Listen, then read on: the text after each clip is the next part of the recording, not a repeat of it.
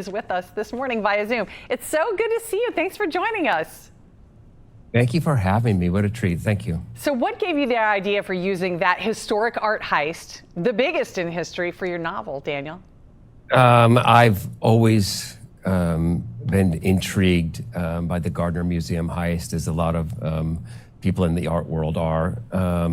I've also been quite angry about the Gardner Museum Heist because it just did incredible damage. I mean, 13 works of art, including Rembrandt's only seascape, but most importantly, the concert by Johannes Vermeer, one of only 13 known works of art by Vermeer. And that painting forms the backdrop for this novel. Gabriel Alon, my longtime hero, he is an art restorer and legendary intelligence operative. He undertakes a search for that painting. So does your book, I have a question, Daniel. He uncovers a conspiracy that could bring the world to the brink of nuclear Armageddon. So it is a fun, fast-paced novel, and it deals with one of the most dangerous issues facing the world today, and that is the possibility that Russia might use nuclear weapons in Ukraine. Well, yeah, you're taking a lot of real-life things. You mentioned the Russia invasion of Ukraine.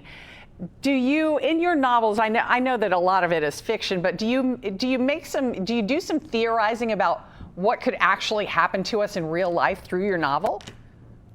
I do. I mean, I think that the best way to describe this is it's sort of an alternative fiction about a period that we went through. I don't know if you recall, but last autumn, there was a period where the nuclear threat in Ukraine was considered very high. I mean, the United States was so worried that Russia was going to use nuclear weapons in Ukraine, that they were looking for an excuse to use nuclear weapons, or that they were going to create some sort of false flag attack. That we were so worried about it that President Biden took the extraordinary step of, on 2 occasions, I believe, warning Vladimir Putin, do not do this. That it will be a disaster for you. And my book takes place during that period, the Collector.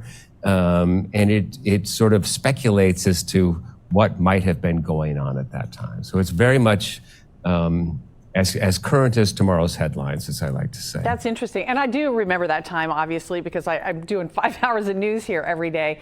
But I'm sure you do. It's interesting to me because I love novels like yours. How do you turn something that's that scary into something that's so fun and gripping to read that makes us want to keep turning the pages? By focusing on characters.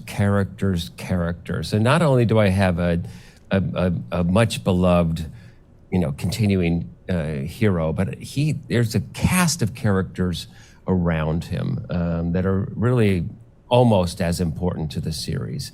And longtime fans of the series are going to see some familiar faces as they read this. But I want to stress that it's not necessary. You do not have to be a previous reader of my novels to pick this up and enjoy it. Everything is there for you in this novel.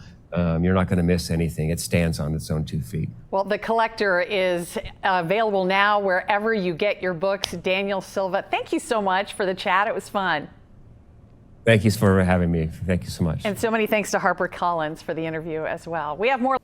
Sure, you could stop watching now, but let's be honest, you want to see more. So click some of those links, or better yet, go ahead and tap subscribe. That way you'll catch more content from Local 12.